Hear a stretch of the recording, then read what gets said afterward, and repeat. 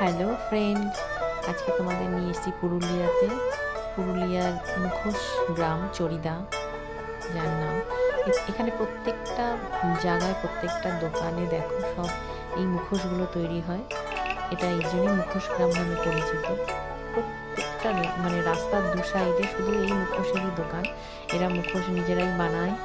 এই মুখোশ তোমরা মানে এরা ছৌ নাচের জন্য যে মুখোশগুলো বানানো হয় বা যারা ছৌ নাচ করে সেই সব মুখোশও এরা তৈরি করে, এরাই তৈরি করে। দেখো কত ধরনের মুখোশ রয়েছে, কত রকমের মুখোশ রয়েছে। দেখো অ্যাকচুয়ালি যেটা ছৌ নাচ হয় সেটা মহালয়ের একটা ওরা থিম ওরা করে। ছৌ নাচের মাধ্যমে মহালয়টাকে প্রেজেন্ট করে। তো এত সুন্দর হয়।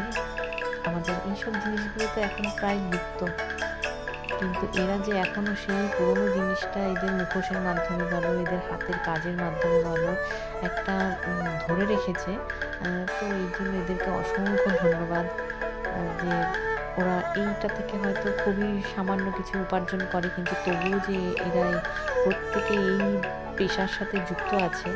বা দেখো এই মুখোশগুলো ওরা নিজেরা কত সুন্দর করে, আমি তো দেখছি, যত দেখছি প্রত্যেকটা মুখোশ এত সুন্দর করে ওরা নিজেরা করে, নিজেরা বানায়, নিজেরা কাটিং ড্রয়িং সমস্ত কিছু ওরা নিজেরাই করে। এত ভালো লাগছে দেখতে। প্রত্যেকটা দোকানে প্রত্যেকটা বাড়ির সদস্যই হয়তো এই কাজের সাথে যুক্ত।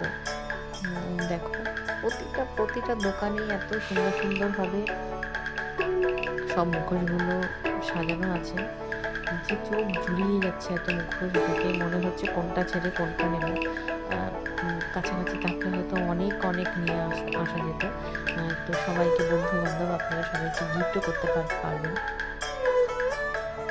মানে কোনোদিন যদি পুরুলিয়াতে যাওয়া হয় তো এই চরিদা মুখোশ গ্রামে অবশ্যই যাবেন। দেখুন ইনি একজন কি সুন্দর করে আঁকছে। অনেক সামনে থেকে তুলতে পারছি না, কারণ আমাদের অনেকটা ভিডিও করা হয়ে গেছে বলে তো আর এনার্জি লাগছিল না, টায়ার্ড ছিলাম। তো সেই জন্য আমার কাছে গিয়ে তুললাম না। প্রতিটা দোকানেই প্রতিটা জিনিস আঁকছেন। দেখো এই মুখোশগুলো দেখো একটু অন্যরকম। এই মুখোশগুলো আবার তোমার যে ইনি যে ওনার রয়েছে এই দোকান